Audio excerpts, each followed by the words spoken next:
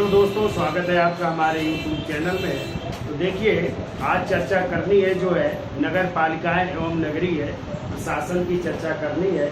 तो देखो, आपको पता है कि प्राचीन काल में भी जो है नगरीय प्रशासन का उल्लेख मिलता है और फिर इसके बाद जो है 1793 में जो चार्टर एक्ट आया था उसमें भी मुंबई, कलकत्ता और मद्रास के लिए नगर निगमों की स्थापना का प्रावधान किया गया। फिर 1919 में मॉन्टेग्यू चेम्सफोर्ड में भी जो है नगरीय प्रशासन की बात की गई और आपको पता है नेहरू जैसे, CR दास जैसे सब नगर पालिका में गए, लेकिन इनको संवैधानिक दर्जा नहीं प्राप्त हुआ। और संवैधानिक दर्जा प्रदान करने के लिए सर्वप्रथम प्रयास किया था जो है राजीव गांधी जी ने, और उन्होंने जो है 1965वां संविधान संशोधन लाए थे 1989 में। ठीक है, 65वां संविधान संशोधन लाया गया था। कब लाया गया था? 1989 में लाया गया था।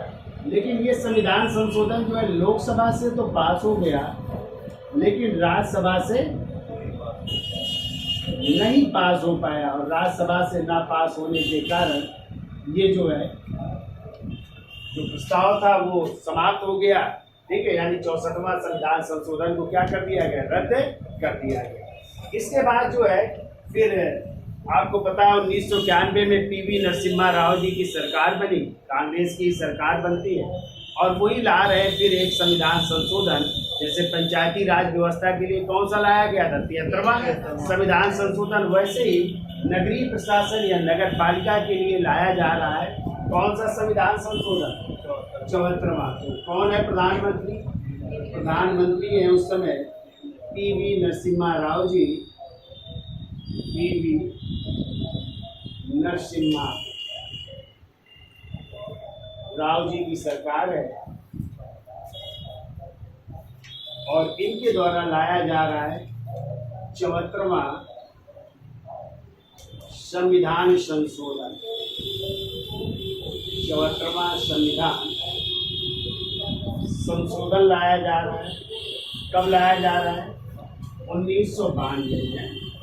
और ये जब लाया गया तो संसद के दोनों सदनों से, यानी दोनों सदन कौन कौन से? लोकसभा से, और दूसरा सदन है राज्यसभा।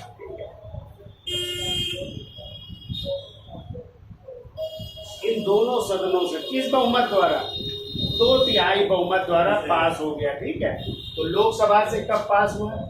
22 दिसंबर 1992 को, और राज्यसभा से पास हुआ 23 दिसंबर 1992 को। ठीक है, इन दोनों सदनों से पास हो गया। पास होने के बाद जो है क्योंकि मामला राज्यों का था तो कहाँ गया? राज्य विधानमंडल गया। ठीक है, और राज्य विधानमंडलों द्वारा, यानी कह सकते 17 राज्यों की है, 17 राज्यों की विधानमंडलों द्वारा इसे पास किया गया। विधान मंडल द्वारा पास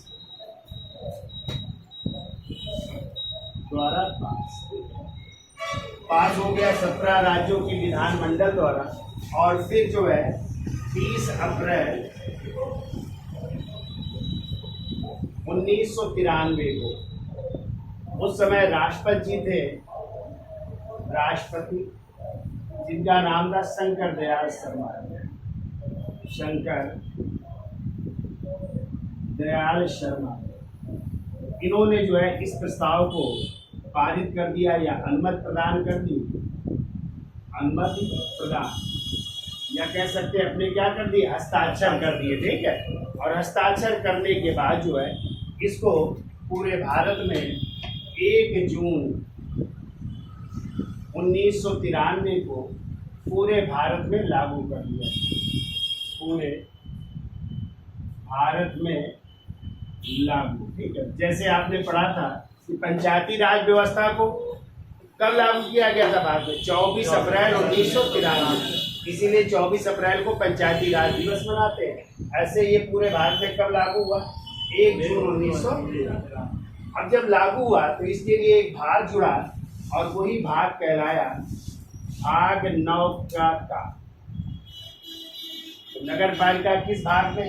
9 के का में। और एक अनुसूची जोड़ी गई और वो अनुसूची है 12वीं अनुसूची। कौन सी जोड़ी गई? 12वीं अनुसूची जोड़ी गई। ठीक है। और इसमें जो है अनुच्छेद जोड़े गए और अनुच्छेद जोड़े गए 18। कितने अनुच्छेद जोड़े गए? 18 अनुच्छेद। और ये अनुच्छेद जो है आपके शुरू होते हैं अनुच्छेद 243 के आना के बाद क्या आता है? ता से लेकर के अनुच्छेद 243 के या के छा तक। कहाँ तक जोड़े गए? या के छा तक। यानी टोटल कितने अनुच्छेद? 18 अनुच्छेद जोड़े गए। और इसमें विषय भी कितने जोड़े गए? इसमें विषय भी है 18 विषय। कितने विषय हैं? 18 विषय जोड़े गए। ठीक है। तो यानी 243 के ता से लेकर के 243 के या। कैसे आप जोड़ेंगे 18? तो ता था दा धा ना पा पा बा भा मा। फिर या तक जाएंगे। फिर या का फिर का से शुरू करेंगे। या का या का खा, या का गा, या का घा। ठीक है। गा के बाद अंगा, अंगा के बाद चा, फिर चा के बाद 15 ये हो गए, 3 ये हो गए।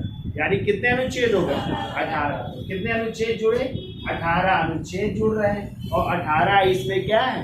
विषय। तो यदि क्वेश्चन आ जाए 74वें संविधान संशोधन 1992 द्वारा किस भाग को जोड़ा गया, तो आप क्या बताएंगे? भाग 9 का। कौन सी अनुसूची जोड़ी गई? 12वीं अनुसूची जोड़ी गई। कितने अनुच्छेद जोड़े गए? 18 अनुच्छेद जोड़े गए, जो कहां से कहां तक शुरू होते हैं? 243 के ता से 243 के या के।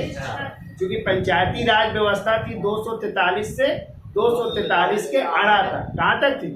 243 के अड़ा तक थी। ठीक है। और विषय कितने जोड़े गए? 18 इसमें विषय।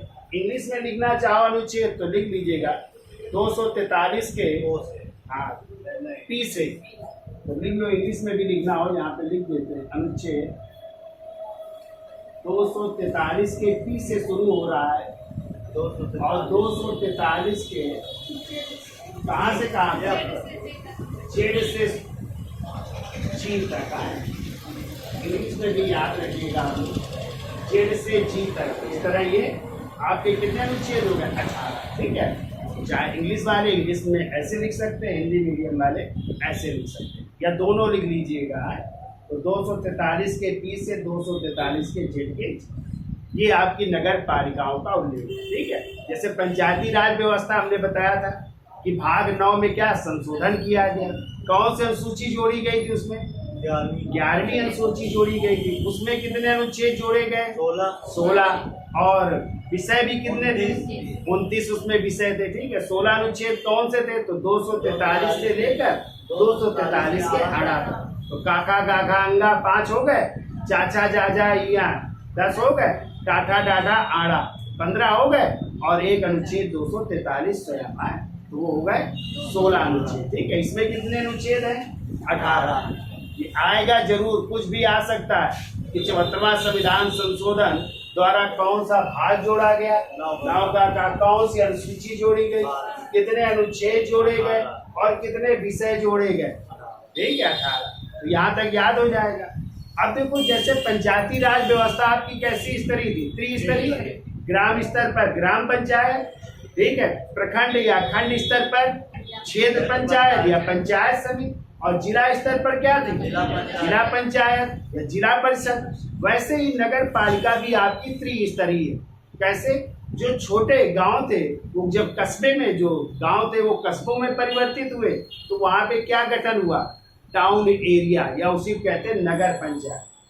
फिर इसके बाद जो बड़े शहर थे, उनसे कम आबादी वाले शहर, वहां पे नगर पालिका गठित की गई। ठीक है। तो वो क्या कहलाई? नगर पालिका। और जो बड़े शहर थे, मेगा शहर थे, वहां पे किसका गठन किया गया? नगर निगम। ठीक है। अपने आप ही त्रिस्तरीय। टाउन एरिया में क्या है? नगर पंचायत। तो उनसे जो बड़े है वहां पे नगर पालिका है, जो बड़े हैं शहर वहां पे क्या है? नगर निगम है। तो इस समय नगर निगम कितने उत्तर प्रदेश के कितने शहरों में है? 17 शहर है जहाँ पे नगर निगम। उसमें आपका भी शहर है कानपुर, यहाँ पे भी नगर निगम है, ठीक है। और नगर निगम की जो प्रमुख होते हैं वो कहलाते हैं मेयर, मेयर या महापौर कहलाते हैं। जो नगर पालिका में होते हैं वो नगर पालिका अध्यक्ष कहलाते हैं। और जो टाउन एरिया में होते हैं उन्हें नगर पंचायत अध्यक्ष या चेयरमैन के नाम से जाना, ठीक है। तो यहाँ पे भी त्रिस्तरीय है, तो उसको भी समझ लेते हैं। तो यहाँ तक समझ में आ गया। तो किस संशोधन द्वारा? 74वें संविधान संशोधन 1992 द्वारा लाया गया नगर पालिका के लिए संशोधन। इसके पहले प्रयास किया गया था राजीव गांधी द्वारा, कब? 65वें संविधान संशोधन 1989 में। लोकसभा से तो पास हो गया था, लेकिन राज्यसभा से तो ये जो है संवैधानिक दर्जा प्राप्त नहीं हो पाया, समाप्त हो गया। फिर पीवी नरसिम्हा राव की सरकार बनी, उन्होंने प्रयास किया और लाया गया। लोकसभा से भी पास हो गया, राज्यसभा से किस बहुमत से पास हुआ? तो 2/3 बहुमत से। हाँ, इसी कहते विशेष बहुमत से दोनों सदनों से पास हुआ। ये जब दोनों सदनों से पास हुआ तो कहाँ पे गया? राज्यों में। तो आधे से अधिक राज्यों का समर्थन भी होना चाहिए। तो कितने राज्यों से पास हुआ? 17 राज्यों से पास हो गया। फिर किसके पास गया? राष्ट्रपति, और राष्ट्रपति जी शंकर दयाल शर्मा थे, उन्होंने इसको अनुमति प्रदान कर दी, ठीक है। तो इसको संवैधानिक दर्जा प्राप्त हो गया। तो कौन सा भाग जुड़ा? भाग 9 का अनुसूची कौन सी? 12, अनुच्छेद 18, ठीक है। कहाँ से कहाँ तक अनुच्छेद? 243 के ता से 243 के या। और विषय कितने जुड़े? ठीक है, इसका स्क्रीनशॉट लो, फिर आगे चलते हैं। तो देखो, इन नगरीय प्रशासन का उल्लेख है। अभी हमने आपको भाग बताया, भाग किसमें है? 9 के का में।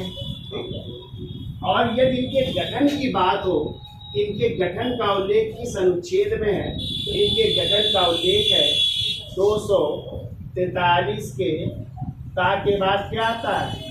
हाँ, किसमें है? हाँ में, ठीक है। और इनके गठन में जो है 3 प्रकार का जो है इनका वर्णन है। तो देखो, जो छोटे कस्बे वहां पे क्या होगी? नगर पंचायत। क्या होगी? नगर पंचायत होगी, ठीक है। नगर पंचायत को आप लोग एक और नाम से जानते हैं, टाउन एरिया भी कहते हैं। क्या कहते हैं? टाउन एरिया भी कहते हैं। और टाउन एरिया वो होते हैं जो बड़े गांव से जो है कस्बे में तब्दील हो गए, ठीक है। तो वो टाउन एरिया कहलाए, ठीक है। और जिनकी आबादी है 30,000 से लेकर के 1 लाख, ठीक है। 1 लाख आबादी जिनकी है वो क्या कहलाए? कहलाए नगर पंचायत या टाउन एरिया। और इस नगर पंचायत या टाउन एरिया का जो प्रमुख होता है, प्रमुख, उसे कहते हैं, या तो कहते हैं नगर पंचायत अध्यक्ष, नगर पंचायत अध्यक्ष कह देते हैं, और या फिर कह देते हैं चेयरमैन भी इनको कह देते हैं। नहीं कहते चेयरमैन है, ये जो है इस टाउन एरिया के क्या है? चेयरमैन है, ठीक है। क्लियर हुआ? यानी पहले नंबर में क्या आएगा? नगर पंचायत, या इसे क्या कहेंगे? टाउन एरिया, जिसकी आबादी कितनी होनी चाहिए? 30,000 से लेकर के 1 लाख आबादी वाली जहाँ पे लोग होंगे वहाँ पे इसका गठन किया जाएगा। और इसके प्रमुख को क्या कहेंगे? नगर पंचायत अध्यक्ष या चेयरमैन कहेंगे। दूसरे नंबर में आता है नगर पालिका परिषद है, नगर पालिका परिषद। तो जो नगर पंचायत से बड़े होते हैं, ठीक है, जहाँ पे आबादी इनसे ज्यादा होती, वहां पे क्या होते हैं? नगर पालिका परिषद। यानी इनकी आबादी होनी चाहिए 1 लाख से लेकर के 5 लाख तक। कितनी? 1 लाख से 5 लाख तक आबादी वाले जो शहर होंगे वहां पे नगर पालिका होगी, ठीक है। और इसका जो प्रमुख होगा वो कहलाएगा नगर पालिका अध्यक्ष। क्या कहलाएगा? नगर पालिका अध्यक्ष कहलाएगा, ठीक है। ज्यादातर जो बड़ी तहसीलें होती हैं, ठीक है, वहां पे क्या होती है, नगर पालिका। जैसे उदाहरण हम अपने डिस्ट्रिक्ट का दे रहे हैं, तो जैसे आपने देखा होगा जहानाबाद, जहानाबाद टाउन एरिया है, ठीक है, या उसी को कहते हैं नगर पंचायत। और उसके प्रमुख कौन होते हैं, नगर पंचायत अध्यक्ष या चेयरमैन। जैसे कौन है, आबिद हसन जी है, तो क्या है, नगर पंचायत अध्यक्ष या टाउन एरिया के चेयरमैन है, ठीक है, नहीं कहते चेयरमैन, उनके बोर्ड भी लगे होंगे। फिर जो बड़े हैं, इससे बड़े, जैसे बिंद की तहसील है, तो वहां पे नगर पालिका है, क्या है, नगर पालिका अध्यक्ष, ठीक है। जैसे फतेहपुर है तो डिस्ट्रिक्ट, लेकिन वहां पे अभी नगर निगम नहीं है, वहां पे भी नगर पालिका ही है, क्या है। जबकि आपका कानपुर मेगा शहर है, बहुत बड़ा शहर है, ठीक है, तो यहाँ पे क्या है, नगर निगम। उत्तर प्रदेश में ऐसे 17 बड़े शहर हैं, मेगा शहर है, जहाँ पे नगर निगम, ठीक है, 17 नगर निगम, ठीक। तो इसके प्रमुख को क्या कहेंगे, नगर पालिका। अब तीसरे नंबर में आता है नगर निगम। क्या आता है, नगर निगम कहलाता है, ठीक है। और नगर निगम वहां पे होगा जिसकी आबादी 5 लाख से अधिक होगी, ठीक है, 5 लाख से अधिक आबादी वाले शहर को वहां पे नगर निगम होगा। और इस नगर निगम की जो प्रमुख होंगे उन्हीं को कहते हैं, क्या कहते हैं, मेयर या महापौर कहते हैं, मेयर या महापौर कहते हैं, ठीक है। तो ये नगर निगम या नगर महापालिका भी कह सकते हैं, इसको क्या कह सकते हैं, नगर महापालिका। क्लियर। तो ये 3 तरह से व्यवस्थाएं कहाँ पे है, नगरीय प्रशासन। सबसे निचले स्तर पर क्या है, नगर पंचायत या टाउन एरिया, दूसरे में नगर पालिका परिषद, और तीसरे में नगर निगम या नगर महापालिका। आबादी ये होनी चाहिए, इनके प्रमुख को इन नामों से जाने, ठीक है। तो नगर पंचायत में चेयरमैन या नगर पंचायत अध्यक्ष, नगर पालिका में क्या कहेंगे, नगर पालिका अध्यक्ष। जो नगर निगम है वहाँ पे मेयर कहेंगे या महापौर, ठीक है। तो इसको नोट करिए, फिर आगे चलते हैं। इसके साथ ले लो। अब देखो, जैसे हमने आपको बताया था पंचायती राज व्यवस्था में भी आरक्षण है, तो वैसे ही कहाँ पे, इन नगर पालिकाओं में या नगरीय प्रशासन में भी आरक्षण है। नगरीय प्रशासन में आरक्षण है, ठीक है। किसके लिए आरक्षण है, तो देखो एससी, और किसके लिए, एसटी के लिए, ठीक है। कैसा आरक्षण है, उनकी जनसंख्या के आधार पर, ठीक है, जनसंख्या के आधार पर, यानी जितनी उनकी जनसंख्या होगी उसी आधार पर किसके लिए, अनुसूचित जाति और अनुसूचित जनजाति के लिए भी यहाँ पे आरक्षण। जैसे हमने बताया था पंचायतों में भी है, नहीं एससी की सीटें होती है, प्रधानी की होती है, नहीं होती, एसटी की भी होती है। अपने यहाँ एसटी कम है तो वहाँ पे नहीं है, एससी के लिए होती है, ठीक है। तो किस आधार पर ये आरक्षण है, जनसंख्या। इसके अलावा देखो और किसको आरक्षण है यहाँ पे, महिलाओं को, महिलाओं को भी आरक्षण, ठीक है। कितने परसेंट, 33% आरक्षण, ठीक है, 33% आरक्षण है। यानी 100 में 33 सीट किसके लिए होंगी, महिलाओं, चाहे वो नगर पालिका में हो, चाहे टाउन में हो, यानी नगर पंचायत में हो, चाहे नगर निगम में। आपने देखा होगा मेयर की सीटें, ठीक है, यदि 100 सीटें हैं किसी राज्य में मेयर की, तो 33 किसके लिए होंगी, महिलाओं के लिए होंगी, ठीक है। जैसे आपकी इस बार कानपुर की जो सीट थी वो महिला थी, और महिला जीती है, कौन है, श्रीमती प्रमिला पांडे जी जीती है ना, तो महापौर है ना कानपुर की, तो वो महिला सीट थी, तो महिलाएं ही लड़ी उसमें, कोई पुरुष नहीं लड़ेगा, ठीक है। तो कितने परसेंट आरक्षण है महिलाओं को, 33%, ठीक है। अब देखो इस, जैसे हमने बताया था कि पंचायतों में ओबीसी को आरक्षण है, वैसे ही यहाँ पे भी ओबीसी को आरक्षण दिया गया है। कैसे? उनकी जनसंख्या के आधार पर। तो कब आरक्षण मिला? तो हमने वहां पे भी बताया था कि उत्तर प्रदेश सरकार द्वारा जो है, उत्तर प्रदेश सरकार द्वारा 2000 में, सन 2000 में ओबीसी को भी क्या दिया गया? आरक्षण दिया गया है। किस आधार पर? उनकी जनसंख्या के आधार।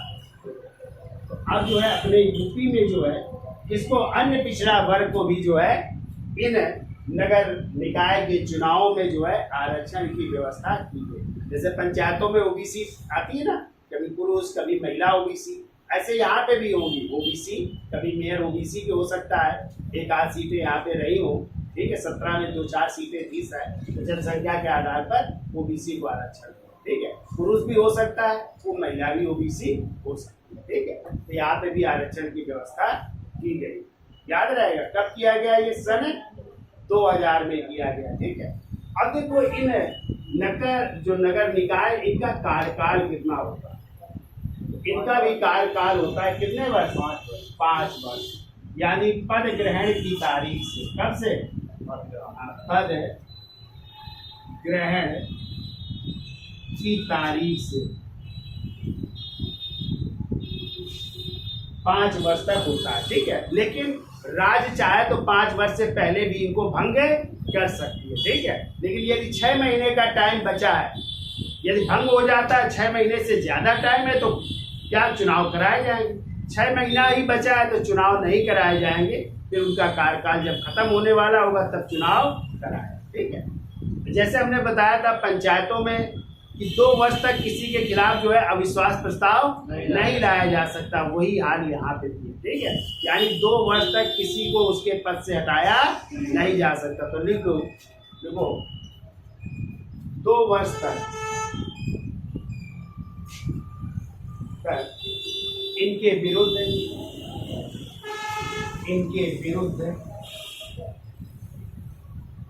अविश्वास प्रस्ताव नहीं लाया जा सकता।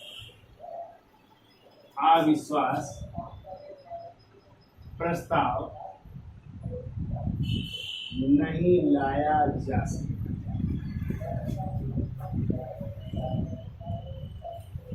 ठीक है। यानी चुने जाने के 2 वर्ष तक तो आप इनको हटा ही नहीं सकते। जी 2 वर्ष बाद इनके खिलाफ अविश्वास प्रस्ताव लाया जाएगा, तभी आप इनको पद से हटाया जा सकता, ठीक है। अब देखो हमने बताया कि भाग 9 के काम में कितने अनुच्छेद हैं? कितने बताया अनुच्छेद? इसी नगर निकाय में 18 अनुच्छेद। इन 18 अनुच्छेदों में एक एक करके हम आपको चर्चा कर लेते हैं किसमें किसका वर्णन है, और उसको आप लोग नोट कर लिए। तो इसका स्क्रीनशॉट ले लो, फिर आगे चलते हैं। तो देखिए नगर पालिका भाग 9 के काम में कितने अनुच्छेद है? 18 अनुच्छेद है, जिनमें क्या वर्णन है? देखो अनुच्छेद 243 का ता को इंग्लिश में क्या कह सकते हो? टी भी कह सकते हैं, ठीक है। तो इसमें क्या है? नगर पालिका की परिभाषा है। किसकी परिभाषा है? नगर पालिका की परिभाषा है। था में क्या है? नगर पालिकाओं का गठन है। ता में क्या है? उनकी संरचना का वर्णन है। था में क्या है? जो वार्ड समितियों का गठन एवं संरचना। वार्ड होते हैं ना, और वार्ड के प्रमुख को पार्षद कहते हैं, शहरों में नहीं कहते पार्षद है। तो उनकी समितियों के गठन और संरचना का उल्लेख है। ना में क्या है? सीटों का आरक्षण, वही SC ST OBC महिला है, सीटों के आरक्षण का उल्लेख है। पा में क्या है? कार्यकाल, यानी नगर निकायों का कार्यकाल या अवधि का उल्लेख है, ठीक है। फा में जो है जो सदस्य होंगे उनकी क्या अयोग्यताएं हैं कि ये सदस्य चुनाव नहीं लड़ सकते, उनका वर्णन है। फिर बा में है शक्तियों या प्राधिकार या उत्तरदायित्व, यानी नगर निकायों की क्या शक्तियां, उनका अधिकार क्या है, उत्तरदायित्व क्या है, उसका उल्लेख है, ठीक है। फिर भा में है कर, यानी टैक्स अधिरोपित करने की शक्तियां और नीतियां। तो आप लोगों को टैक्स भी दिया जाता है, जैसे शहरों में जो बड़े शहर है नगर, यहाँ पे हाउस टैक्स दिया जाता है, वाटर टैक्स दिया जाता है। तो कौन वसूल करता है? नगर निगम। ऐसे टाउन एरिया में भी होता है, नगर पालिकाओं में भी लिया जाता है ना। वाटर टैक्स, हाउस टैक्स नहीं लिया जाता है। तो वही, तो ये भी अधिकार किसके लिए है? इन्हीं नगर निकायों को अधिकार है, टैक्स लेने का भी अधिकार है, ठीक है। फिर देखो माँ में, इसी को माँ को वाई भी कहते हैं। क्या कहते हैं? वाई। और इसमें जो है नगर निकायों के वित्त आयोग का उल्लेख है। जैसे भारत का वित्त आयोग अनुच्छेद 280 में है, वैसे ही नगर निकायों का वित्त आयोग 243 के माँ या 243 के वाई में है, ठीक है। और जैसे पंचायती राज व्यवस्था में आप लोगों ने पढ़ा था, तो पंचायती राज व्यवस्था का वित्त आयोग है 243 के आई में। आई का मतलब झा झरना, तो 243 के झा में या 243 के आई में किसका आयोग है? पंचायत वित्त आयोग। और राज्य नगरीय वित्त आयोग का उल्लेख है 243 के मान में या 243 के वाई। ये दोनों याद रखने हैं आपको, ठीक है। तो राज्य का वित्त आयोग इन दो अनुच्छेदों में है, ठीक है। फिर या में क्या है? जो लेखा परीक्षण होते हैं उनकी देख रेख करना भी इनकी जिम्मेदारी है। या के का में निर्वाचन, नगर निकायों का निर्वाचन है। खा में संघ राज क्षेत्र में भी ये लागू होंगे नगर निकाय, ठीक है। वहां पे भी चुनाव होंगे, हर प्रक्रिया लागू होगी। फिर कह रहा है या का गा में कुछ क्षेत्रों पर ये लागू नहीं होंगे। फिर या के घा में कह रहा है जिला योजना के लिए भी एक समिति बनेगी है। या के अंगा में कह रहा है महानगर जो है वहां पे भी योजना के लिए एक समिति बनेगी। या के चा में कह रहा है जो विद्यमान विधियां हैं और जो नगर पालिका है वो बनी रहेंगी, ये हटेंगी नहीं। और या के छा में है जो निर्वाचन संबंधी मामले होंगे, ठीक है। नहीं कभी कभी लग जाता है कि यहाँ पे जो है बूथ में बूथ कैप्चरिंग हो गई, चुनाव में धांधली हो गई, तो वो मामले कहाँ सुने जाएंगे? न्यायालय में, ठीक है। यानी ऐसे मामले, निर्वाचन संबंधी मामले कहाँ जाएंगे? न्यायालय जाएं। तो इस तरह ये कितने अनुच्छेद है? 18 अनुच्छेद है, ठीक है। इनमें ये जानकारियां हैं। अब यदि क्वेश्चन आ जाए कि वर्तमान में भारत में कितने मेगा शहर हैं जिनकी आबादी 50 लाख से ऊपर है? पता है कितने इस समय? इस समय 6 मेगा शहर है। कलकत्ता, मुंबई, मद्रास, कलकत्ता, मुंबई, मद्रास यानी चेन्नई हो गया। इसके अलावा दिल्ली हो गया, दिल्ली के अलावा हो गया बेंगलुरु, और एक हो गया हैदराबाद, ठीक है। तो ये 6 आपके मेगा शहर हैं, ठीक है, जहाँ की आबादी कितनी है? 50 लाख से भी ऊपर, वो कहलाते हैं मेगा शहर। क्लियर? उनको भी याद रखिएगा। तो ये तो हो गई नगर पालिकाओं का वर्णन। अब आप लोग पढ़ेंगे भाग 9 का खा नंबर, और उस भाग 9 के खा में सहकारी समितियां हैं। क्या है? सहकारी समितियां, जिनको जोड़ा गया था 97 में संविधान संशोधन 2011 द्वारा। और कितने अनुच्छेद जोड़े गए उसमें? 13 अनुच्छेद। कितने अनुच्छेद? 13 अनुच्छेद जोड़े गए। और इनका वर्णन यदि आ जाए सहकारी समितियों का कि किस मूल अधिकार में है, तो 19(1) के गांव में, कहाँ पे? 19(1) के गांव में है। और दूसरा राज्य के नीति निर्देशक तत्व में आ जाए सहकारी समितियों का उल्लेख कहाँ है? तो अनुच्छेद 43 के खा में भी जो है सहकारी समितियों का उल्लेख है, ठीक है। तो उसकी भी हम डिटेल में अभी व्याख्या कर देंगे, तो उसको भी नोट कर लेना। तो सहकारी समितियां किस भाग में है? 9 के खा में। किस संविधान संशोधन द्वारा जोड़ा गया? 97 में संविधान संशोधन 2011 द्वारा, ठीक है। और यदि आ जाए कि कितने अनुच्छेद है उसमें? 13। और वो अनुच्छेद आपके शुरू होते हैं, याद रखिएगा, 243 के। ये कहाँ से खत्म हुआ है? या के छा से।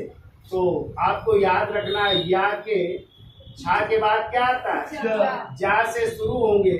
और अनुच्छेद 243 के या के ना तक। इस तरह कुल अनुच्छेद कितने हो गए? 13 अनुच्छेदों में इनका उल्लेख है। और किस भाग में है ये? तो भाग 9 के खा में है। क्या है? सहकारी समितियां हैं, ठीक है। सहकारी समितियों का उल्लेख है। और इनको जोड़ा गया था किस संविधान संशोधन? 97 में संविधान संशोधन 2011 द्वारा। कितने अनुच्छेद? 13 अनुच्छेद। कहाँ से कहाँ तक? 243 के या के जा से लेकर 243 के या के ना तक है। और इसके अलावा ये किस मूल अधिकार में है? अभी हमने बताया अनुच्छेद 19(1) के कहाँ में है? कहाँ पे है? और राज्य के नीति निर्देशक तत्व में आ जाए तो अनुच्छेद किसमें? 43 के कहाँ में भी सहकारी समितियों का उल्लेख है। तो 2 जगह यहाँ पे और 1 जगह यहाँ पे 243 के या के जा से लेकर के 243 के या के ना तक। टोटल कितने अनुच्छेद? 13।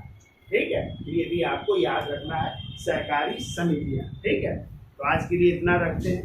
धन्यवाद।